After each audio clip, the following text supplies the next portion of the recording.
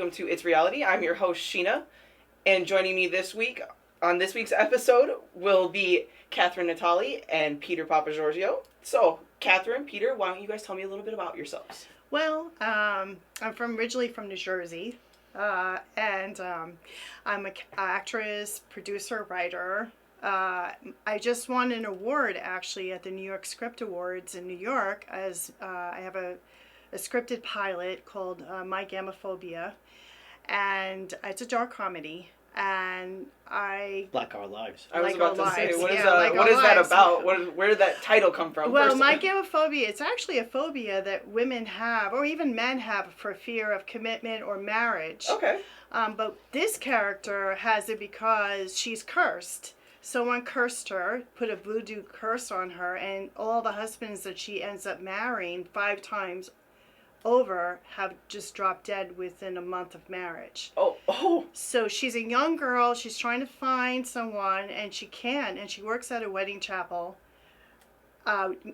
works at a wedding alteration bridal shop, making wedding dresses, but at the same time, she has this phobia, and she's about to walk down the aisle for the 6th time, and she wants to save the groom's life, and she'll do anything to do so. So it's about murder, it's about voodoo, curse, everything. It's kind of a little creepy, but anyway, it won Best TV Screenplay just recently, so I'm really happy about that.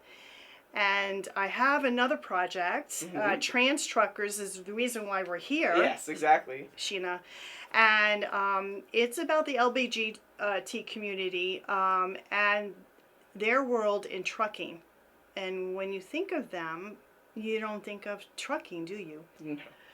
And so I was fortunate to be able to interview hours and hours of truck drivers. About 4.5 hours.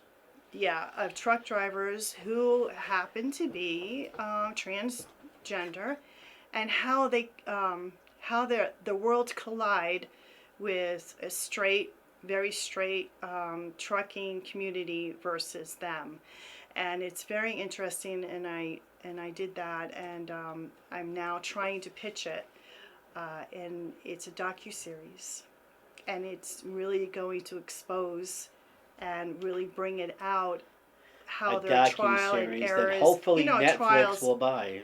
Yeah, how their trials produce. of becoming who they want to be and be accepted, which is the ultimate goal in their lives and in trucking, their industry, and so forth, and how trucking has enabled them to have a money stream to be able to transition.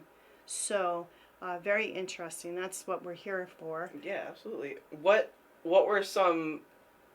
Well, I mean, obviously it's something that not a lot of people know about anyways, but what were some interesting things that you kind of had to learn, not necessarily about, like, maybe actually, what were some things you kind of had to learn about yourself while interviewing these people, and, like, while talking to them, you kind of realized, I guess, kind of opened your own mind type of thing? Being in the business, worked with many creative, brilliant minds, and I was used to being around, I worked with one who was transgender actor, and I was, I'm open to it, some of the greatest minds are from that community and from the gay community, but I did open up.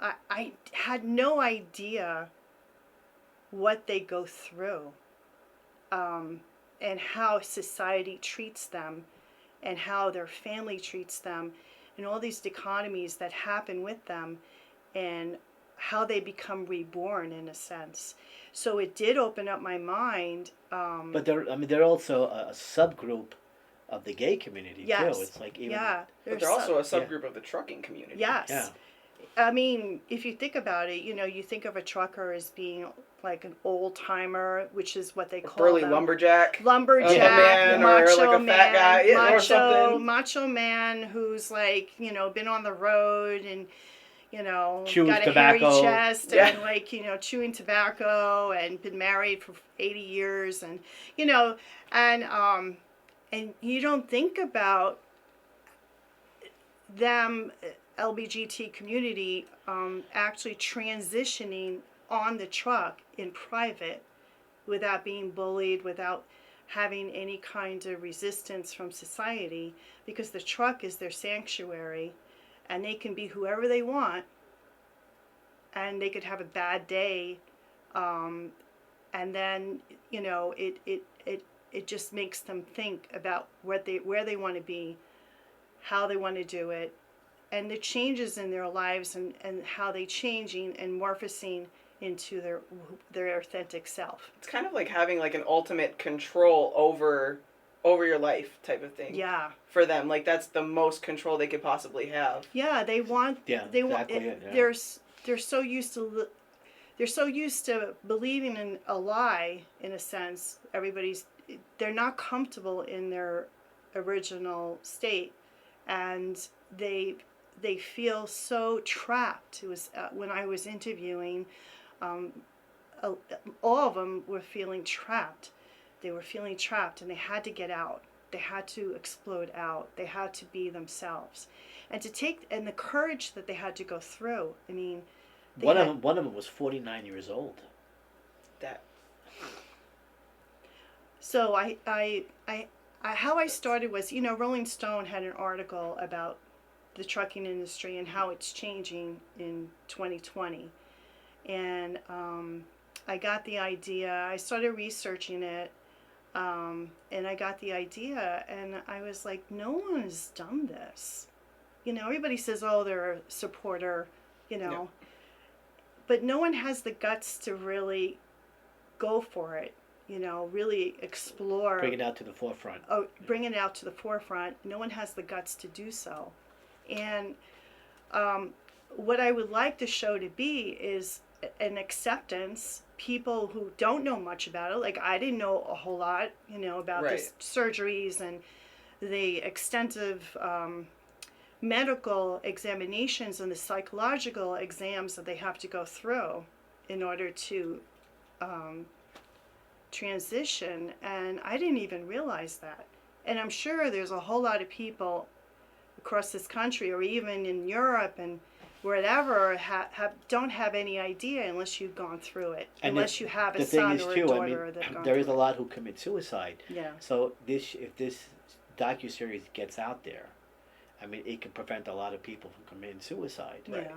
It could save Yeah, it lives. could save Because lives, you yeah. you realize there's other people that are not. I mean, That if they're going through the same thing you are. right. And granted, like it's not like they don't realize that there aren't people going through, but sometimes you just need to see another variation, another perspective of Another it. perspective. To realize, like, oh my goodness, this is also happening, but look at what they also have to go through. Like, what were some of the trials that you found, or how did you actually first? Let me backtrack. All right, so How'd you obviously, find them? I've been married 30 years, heterosexual, To who? obviously. Married to to who? Peter He said Papageorgiou. married to who again? Who was it? I know you're not talking to me like I'm not right here. And Has it been that long? 30 years, yeah. I think it's been 30 years. It's the blink of an eye. It's the blink of the eye when you're in love. Time goes by quick. It goes by really quick. We were like 15 when we got married. Oh, 12. Anyway. We got married down south. So what was your question? I totally forgot. Oh, I was saying, like, so how did you, once you decided you wanted to do this, how did you go about finding people that were willing to... Yeah, it wasn't easy because the LBGT community is sort of private. Yes.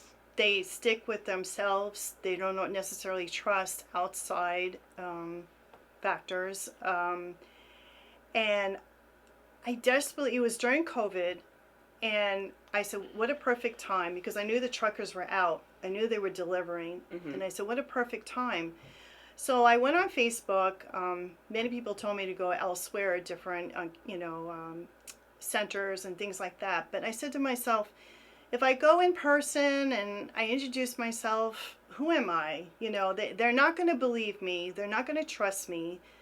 They're not going to, like, who is she, you know? Like, yeah, especially in the world today, people, if you just walk up to somebody, it's a little fishy, or you're trying to sell them something. yeah, Or... yeah, yeah, like, who is she, a mass murderer or something, you know? I don't know.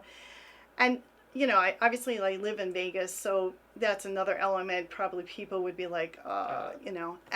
So I started looking on Facebook, different community groups and so forth, and I found friendly truckers on Facebook, and they accepted me. And I was like, okay.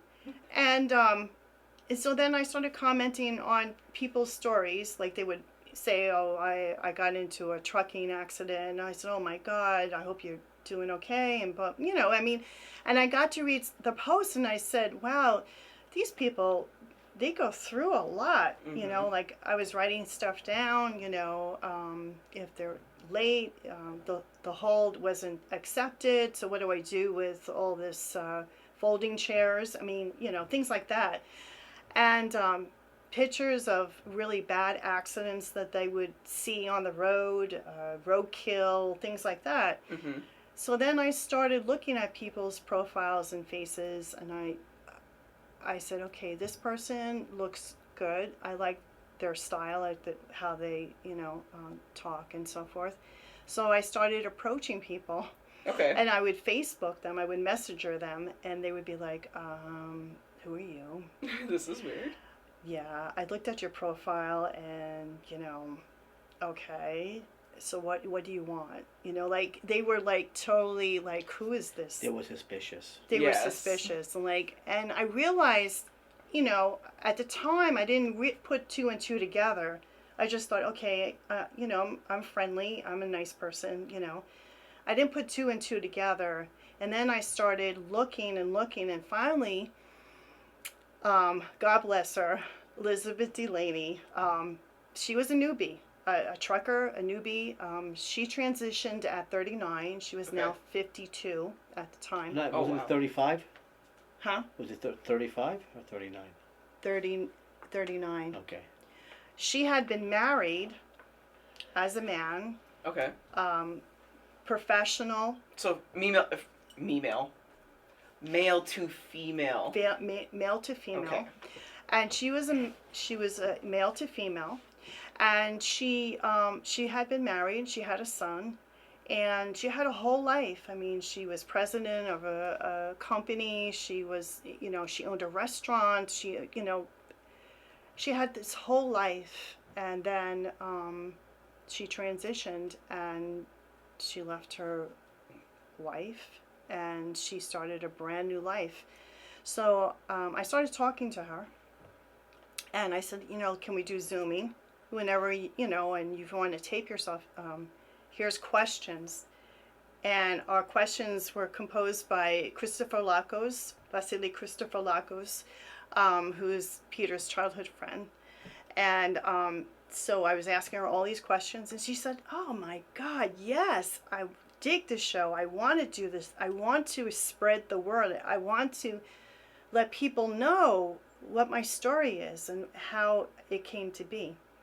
And so we had hours and hours of interviews, and I suddenly realized, oh my God, this is like, I mean, I couldn't, I mean, I was enthralled. It's an untapped world. And also yeah, was really amazed at their courage, because her parents didn't understand, you know, her because she was raised in a traditional Catholic family, yeah. So that didn't help either. And so that I got her, and then I also got Louise Pierce, who was male to female, and she had been trucking for 30 years. So she was a trucker the entire time. She didn't come into it. She was working for the state of California. Okay. And felt uncomfortable as she was transitioning, and so she left it to be in trucking. Okay. So she could be comfortable. And actually, in the interview, she was outed by another transgender at the company. Yeah, she was outed by another So anyway, tried to save their own skin, unfortunately. Yeah. So so she was 49. Oh wow. she was 49 and had been married to a woman while she was a man, and she just said, Filipino woman. yeah, she Yeah. just said, to her wife, this is how I am, and she started to change, and you need to accept me. It's who I am inside, not what I look like. Yeah, she had said. And She said to her wife, "This is who I am, and I'm not going to change. So it's like we have to deal with this, you know." Did you guys get a chance to interview like the spouses, or did you interview the spouses as like not like the devil's advocate side, but like their no, I side didn't get to a see? chance to do that. That might be an interesting That would have side been, one. yeah, I would be. I had so much. There was just It's a so lot. much to cover that there wasn't just enough time. Mm-hmm. So I wanted to get their interpretation, and so her wife said, "Okay," and they're still married. Mm-hmm. They're still married. Although her wife, it's her second marriage. So Louise has stepchildren. Yeah, Oh, so okay. With that woman, stepchildren. yeah. So they call Well, that's a her different second dynamic, mommy. too. They call her, and they have adapted mostly. And my third one is Braden Nuri. I was female to male, Mm-hmm. and he's young. He's only 30. 30, yeah. So he So he's my started. age. Yeah, so he transitioned Excuse me. started doing that at 25. Okay. And he had a hard time, and his father was in prison. He doesn't talk to his really dad. talk Yeah. to his dad. And he also, it was interesting to get his perspective too. And he was a trucker, and he trained, everyone in the company and so forth. He was from South Dakota, Okay. and that was really tough. Yeah. Being in South Dakota. You're dealing with name changes too. He still had not changed his name. Oh. So and that's a problem too, because every state's different. I never knew that. Yeah. Every state's different. See, I didn't realize they were all different as far as name changing and everything. Yeah, I knew like it California was easy. Louise said she got it done within an hour. Mm-hmm. I mean, yeah, good luck, Yeah, I guess it's like the DMV kind of, or like changing it marital once you get married and everything. Yeah. It's kind of the same. Yeah. Apparently, it's a lot harder. And so North Dakota, South Dakota, all those states do not, that's not possible. It takes a really long time. And so I felt really bad for him because he says, he goes for a job interview and he's outed right away. Yeah, and it's discrimination. Yeah, it's discrimination. Or able to be discriminated, not necessarily that he is, but he could be, because then you can tell for sure. Yeah, exactly. And so these are the things they go through, and just being accepted, just being able to live your life the way you would like to. Yeah, so. But the show also focuses on them on the road. Mm-hmm. But I mean, but a bigger focus is their personal lives. Right, their day-to-day routine, Their day-to-day. and how it helps them adjust, things Yeah. like that. Really, What the trucking is really the backdrop. The Mhm. backdrop. Yeah. Well, it's the same as like people, there's people that will go and have these passions and hobbies in their daily or their personal lives, and that's more what they're known for than their day-to-day 9 to 5 kind of thing. And that's kind of where this is like, it's the trucking, but the trucking is the convenience that helps them continue to make their means to live the life they want to live. Right.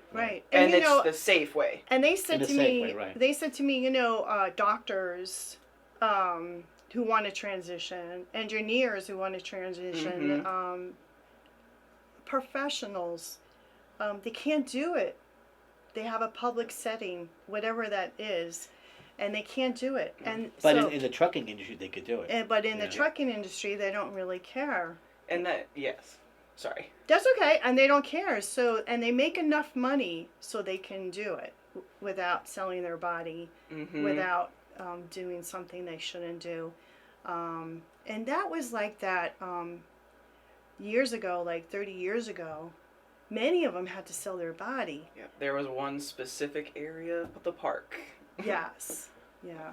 So. Yeah. Oh, in here in Vegas? Well, anywhere Oh. you go, there's always the one. I don't want to say they would call them transients at the time, but the transient neighborhoods. Right. And it was the prostitutes. It was Right. the gay men. Yeah. It was Yeah. it was even the what now would be more transgender, not cross dressers. Right. Right. Yeah. But back then it was cross dressing. Well, Right. I used to do theater in the Village, and it was like they would have shows. They would have cross dressers or, drag, and so forth. Right. And that was my experience. I remember a few that transitioned, but for the most part, that would be my experience. Right. So when I actually, and I didn't even have a chance, I was just dealing with people in the industry, entertainment industry, Right. not in real life, not in blue collar or white collar positions, Something where they're more accepted already. Yes, yeah, exactly. So, also, the dangers of trucking. I mean, it's a tough life. They live hotel to hotel. Mm-hmm. They may sleep in their truck. Safety, restrooms. People see them and they go into the ladies' room, and right away they're discriminated against. Absolutely, I can concur with that. And that one, I feel that one. Yeah. So we discussed that. So there's a lot of different elements to this. It's not just trucking. It's society. It's pressure.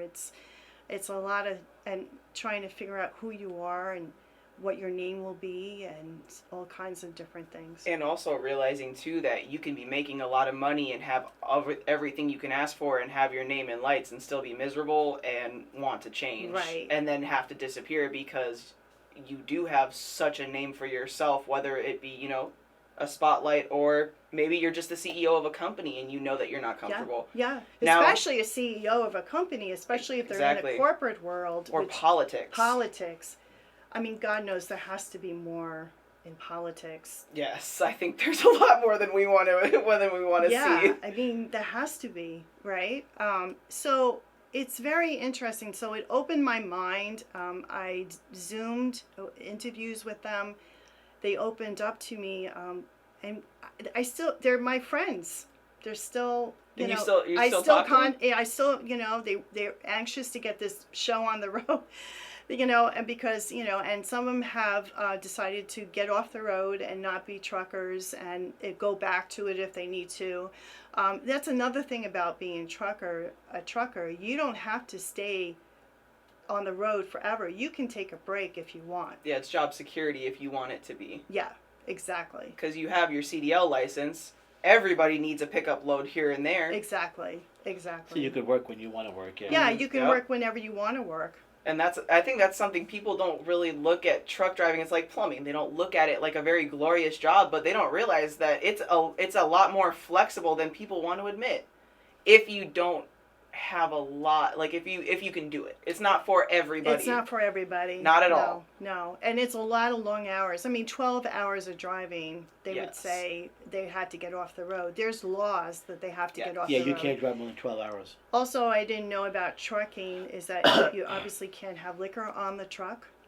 You cannot have any kind of drinks while, right before you start going on the road. Pot. They like to vape. Mm-hmm. I noticed that. Yeah. And I know you're a fan of vaping. Yeah, I do it to try and keep from smoking cigarettes now. And Braden Nuri is actually a vape expert. Oh. He has his own channel where he vapes, and he describes what the flavor is and whether or not to buy it or not. And that's something that they can do on the road too. You can literally set up a camera thing right there, get the mic going. Hey, I'm reviewing, this podcast today. I saw this audiobook. You can do all kinds of things as a trucker. Exactly. And very interesting. Because they do have a lot of downtime. Once they get to the loading dock, it could be a while before they actually get their stuff unloaded. Right. It could be hours. If they're 1 minute late, they could be denied. Right. They're stuck with food. See, and that's terrible, because how can you do that? That's a different, that's a whole different. They could break down in the middle of the road. Right. I think it was Braden said that one time he had a whole truck of cheese. And his truck broke down in the summer. Oh, I was going to say, was it at least December? No, it was in the summer. And he didn't know what to do, and he was like, I think he said he was like 300 miles to his stop. The truck just broke down, and we had all this rotten cheese towards the end. But it's all insured, I'm sure. So I would hope. I'm sure it is. And then, like, I asked them about their fashion, especially Louise, because she loves the color pink. Oh. And actually, Elizabeth likes the color purple and pink, but Louise loves pink. She has a pink Corvette, like a pink little, so everything is pink. Okay. And she got the Barbie life. She's got the Barbie. And the truck is pink. The truck is pink. She got her boss was able to get her a pink coral truck. Oh my goodness. And it was, and so I think that's fabulous. I think because she said, that was my personality. Right. Like, I want my personality. If I'm driving something and living in it, I want something that I can feel. Well, I remember in the story was the owner of the company said, no way, we're going to get you a pink truck. But the wife is the one who pretty much called the shots at the company and said, no, we're getting her a pink truck. And that's cool that that like seeing that there's the people that are, resisting the change, and then there's the people that are like, too bad I'm the one that has the pants. Yeah. So guess what? You thought. And then there was another story of Louise.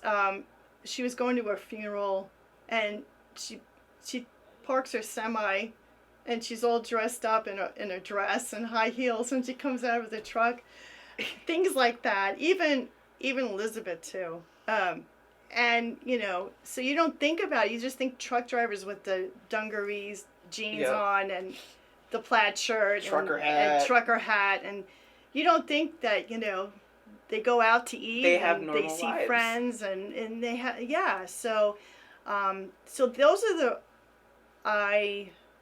eye-popping things that I discovered by doing all these interviews.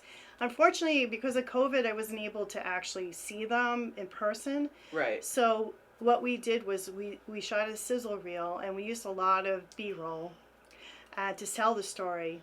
And then we used their interviews and their comments. The pitch reel's about 7 minutes long. Yeah. Okay. Yeah. I was gonna say, when do we get to watch this? Because I should have you watch it. Oh. I'm actually gonna re-edit it. Okay.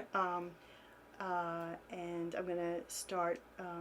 The original pitch reel was about 21 minutes, which is way too long. Way too long. Yeah. But we had so much good stuff. It's like, all right. You don't want to cut it because everything is like catching or biting or something. And to be honest, even 7 minutes is kind of pushing it. Yeah. When you're trying to sell it. Yeah. 7 So minutes, I want to cut it down. Like a 4 or 5 minute pitch. Yeah. And if there are any actors out there, transgender actors out there, I'm thinking of recreating some scenes so that I could show the emotional. It was emotional, but I would actually act out like flashbacks and things like that. Right, things that they could see that. Yeah, they wouldn't have to. The go back powers through. that be can see it. But I've gotten some really good feedback from people that are in the industry. I'm like, oh my God, I never thought about this. Because it opens so many realms of thinking for people. It's an American story. It is. But we're just waiting for someone to pull the trigger and greenlight it. And it's kind of a new age American story. Everybody talks about the American dream, but the American dream has changed so much over time, and I feel like people really haven't understood that. Yeah. It takes a lot more forms now, and this really is one of the American dream forms. You're living exactly who you feel you are, inside and out. Yeah, America has changed. And that's what we're all in a war about. Well, bickering about back and forth. It seems like these days is. But it's always been like that. Yeah, since the beginning of time. It's the beginning of time, but I think our boxes that we would check off years ago are different now than they were back then. And well, people are tribal. That's why. Yeah. But I think if the community embraces it. It would only help them and also it would help lives so they wouldn't commit suicide, Yes. and they would know that they're not alone. So I think it's important docuseries, and it needs to be told. There's stories, because I when I first started, like I said before, when I first started approaching them, they were so, like, no, I'm not gonna. Because traditionally, when someone wants to know their story, it's to ruin them, not help Right, them. Yeah, right, exactly. And this exactly, is yeah. so pro every, like it's. No, it's very respectful. And I Yeah. would say to them, look, I'm not going to hurt you. It's your story. It's not mine. I'm just the vehicle that's helping it. But I said, your story. It's your words. And it's time. I mean, Yes. how else, how else can you bring it out unless you have the courage? Again, courage. Yes. So, it's I feel really good about it. The feedback's been really good. Um, I would like someone to greenlight it and have the courage again to be able to do it Hear and that, not Hollywood? feel like, oh my God, my sponsors are not gonna, you know. But it will happen. Yeah, I mean, I could see it on Netflix, on Bravo. Oh yeah, Oh definitely. yeah, absolutely. Yeah. Definitely. Logo. I could see it on like honestly, depending upon the show, I could see it on FX, on even the like Travel Channel, like Yeah. during DLC. doing what their like FX's Pride month that they had, Yeah. and all of the different stuff Even the that Travel they released. Channel, yeah, Yeah, yeah. Travel Channel, like it'd be Yeah. perfect for that. Yeah, yeah, and yeah. So that's where we're at, and I think I'm halfway there. So I'm grateful and that my Louise and Elizabeth and Braden have decided to come forward, and it was they thought about it long and hard too. It wasn't like Absolutely. right away. They were like, and they had people in their family say, "Oh, what are you doing? You don't know her. Like, Yeah. what are you doing? Like, don't do it. It's stepping into a foreign territory. Yeah, don't do it." But we did through Zoom. We did show them the reel, and they loved it. Yeah. Yeah, so I've been really open with them. Mhm. I say, look, it's going to take time. I actually showed them the reel. I said, before I even show it to anybody, I'm showing you the reel so that you feel comfortable. No. It's you, it's your words, and that, I edited it, yes. Right. No, But- you didn't. I mean, we Yeah. both edited it together. I edited it. But Peter edited it, and, but I had some say to it. Yeah, she Right. certainly did. Yeah. But, I said, I'm not here to hurt you. I'm not here to misconstrue anything. And they were like, oh my God. I am a true advocate to help your voice be heard. Yeah. Essentially. Right, exactly. And that is Yeah. in this day and time, it's really hard to make people see that because they're just waiting for the other shoe to drop. Yeah. Yeah. And it's sad. It It is really sad. is really It's sad sad. that that's how people think these days, and that's you can't even try to do better without someone feeling like, oh, when. Right. Right. And, I had a cousin way back who was gay. She married a man, had a child, and realized that she fell in love with a woman and was kind of chastised by my family. And this is like 60s, Yeah. which was really hard back then. And it stayed with me, and I was like, and as I was in the entertainment business, I had more of an open mind, but probably people from, that my family maybe felt differently, and so that's how I come from, where I'm at. But all in all, it opens up your mind. You're always good. Whenever you produce anything or create something, you have to have an open mind. Has to be there, because if you're closed off, you're never going to tell the true story. Yes. You might not be able to hit that emotional depth that's necessary to get the point across. Right. And it helps to also helps to have your cast members be open to and be collaborative too, because everything you're starting from scratch. This is new. You're starting from scratch. it's a creative process. Well, and you kind of got to learn to bond as a team with Yeah, that specific yeah, each exactly. process and situation Yeah. project is Yeah. different. Yeah.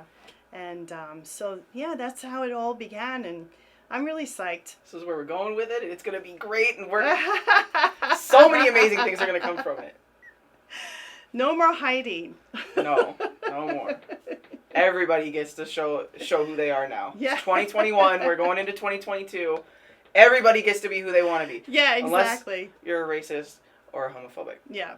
Then just we respect we respect your views. Please just don't talk to us about them. Yeah. Just let Or us try be. to change our mind. We let you be. Let us be. That's all I ask.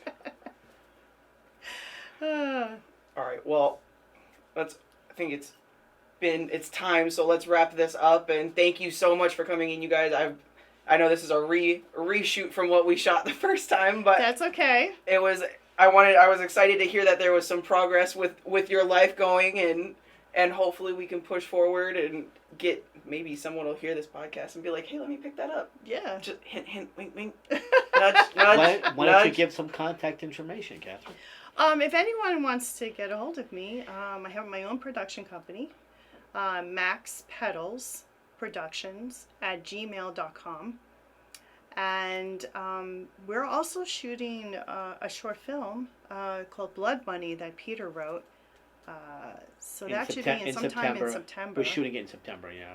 So It's basically about two guys who get stuck on an elevator. I'm one of the characters. And they have more in common than they thought they did.